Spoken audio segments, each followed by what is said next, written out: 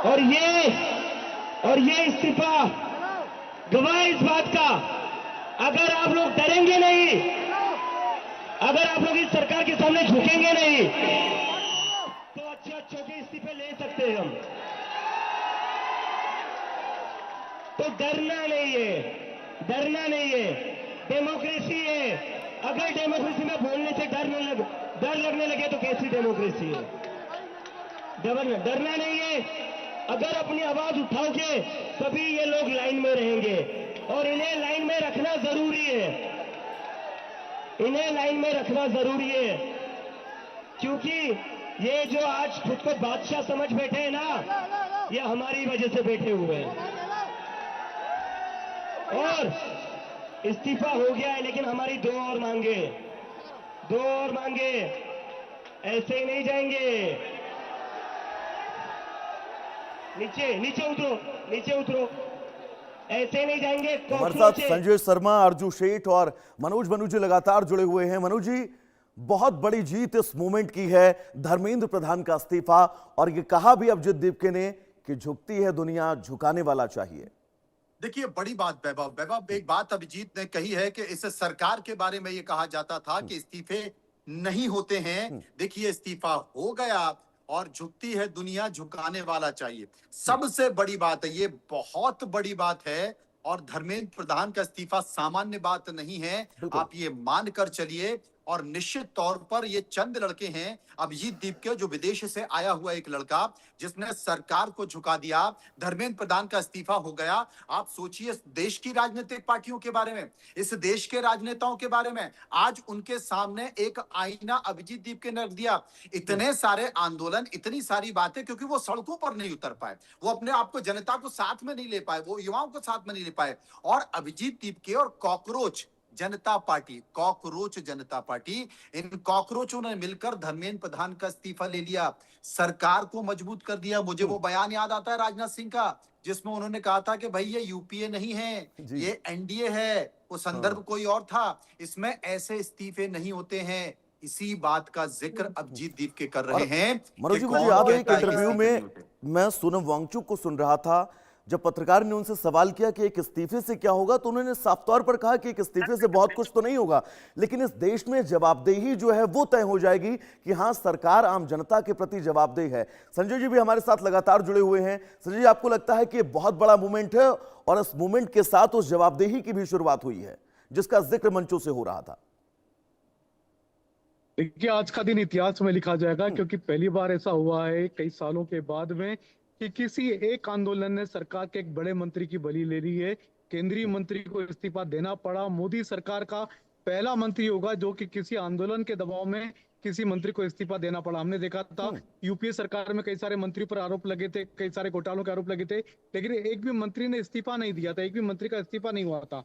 लेकिन मोदी सरकार, जो सब अपने आप को सबसे क्लीन सरकार मानती थी, उसके एक मंत्री को, बड़े मंत्री को जाना पड़ा है, वो भी एक आंदोलन की वजह से, छात्र आंदोलन की वजह से।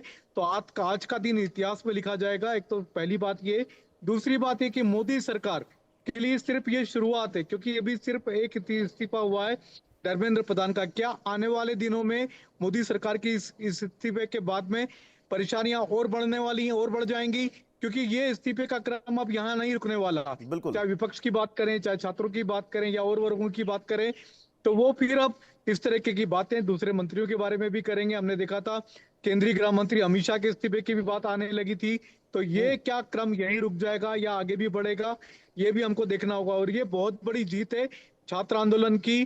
चाहे आप कॉकरोच जनता पार्टी को आप इसका क्रेडिट देना चाहेंगे, सीजेपी को, तो उनकी भी जीत है। साथ ही साथ विपक्षी दलों ने भी ये पूरा की पूरे आंदोलन में छात्रों के आंदोलन को अपने हाथ में लिया, छात्रों के सपोर्ट में खड़े हुए। तो राहुल गांधी ने सबसे बड़ी बात की थी, सबसे बड़ी मांग की थी कि शिक्षा मंत्री धर्मेंद्र प्रधान शुड रिजाइन। तो उनकी ये बात भी आज सरकार की तरफ से पूरी हुई है। तो विपक्ष भी इसको बड़ी जीत के रूप में देखेगा। लेकिन क्या सोमवार से संसद का सत्र शुरू होगा, जब सरकार एक बिल लाना चाहती है, सरकार का संसद का सत्र ही चल पाएगा, ये देखना होगा। क्योंकि कई सारी अब राजनीति काफी तेज होगी और विपक्षी नेता अब अलग तेवर में नजर आएंगे, क्योंकि उनको एक बड़ी जीत मिली है इस रूप में। और मुझे याद भी है मानसून सेशन में वैभव, कल हेडलाइन के पीछे हमारा एक कार्यक्रम जाता है, उस हेडलाइन के पीछे कार्यक्रम में मैंने इस बात का जिक्र किया था। तमाम लोग इस बात को लेकर कह रहे थे कि इस्तीफा नहीं होगा। मैंने कहा था कि अचानक से आप देखिएगा धर्मेंद्र प्रधान खुद आएंगे और खुद आकर धर्मेंद्र प्रधान इस्तीफे की घोषणा कर देंगे। हो सकता है ये पार्लियामेंट भी आकर घोषणा करें, बाहर भी करें, और वही हुआ। धर्मेंद्र प्रधान ने इस्तीफे की घोषणा कर दी।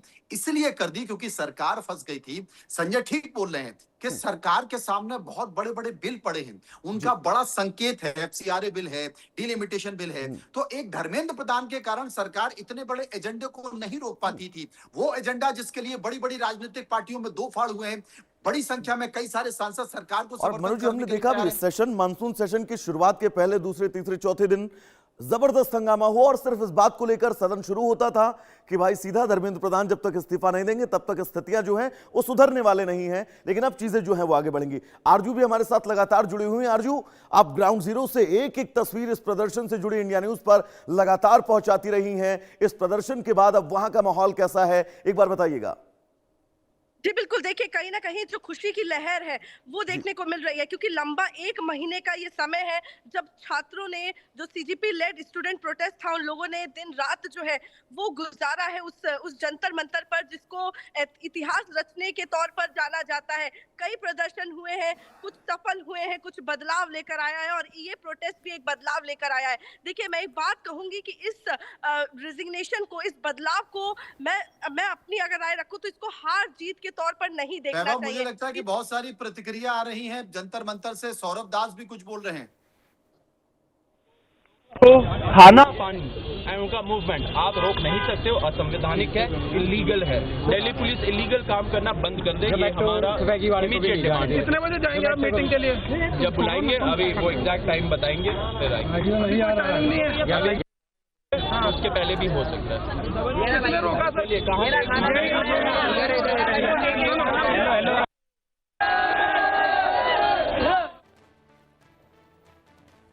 तो कॉकरोच जनता पार्टी की तरफ से लगातार प्रतिक्रियाओं का दौर। अभिजीत दीपके के बाद अब सौरभ दास ने क्या कुछ कहा ये आपने सुना, लेकिन अब आपको ग्राफिक्स के जरिए कुछ बहुत महत्वपूर्ण जानकारी बताएंगे ताकि इस इस्तीफे के पीछे की पूरी कहानी और पूरी स्पष्टता को आप समझ सके। वो ग्राफिक्स क्या है, ग्राफिक्स से रिया आपको बताएंगे। दरअसल शिक्षा मंत्री ने इस्तीफा दिया है, क्या कुछ कहा ये बहुत महत्वपूर्ण है। उन्होंने कहा है किसी मेधावी छात्र के साथ किसी भी तरह की दिक्कतें ना हो, युवा ही भारत की असली ताकत है। धर्मेंद्र प्रधान ने देश के भविष्य पर भरोसा जताया है। बहुत महत्वपूर्ण ये पॉइंट। जंतर मंतर के हालात पर भी चिंता जताई है, जंतर मंतर पर जो स्थितियां हैं उनको लेकर भी उन्होंने बोला है, और साथ ही कहा है कानूनी व्याज से छात्रों को बचाने की पूरी कोशिश होगी। पिछले 10 दिन से मेरा मन दुखी था, ये बात धर्मेंद्र प्रधान ने अपने इस्तीफे के दरमियान कही है।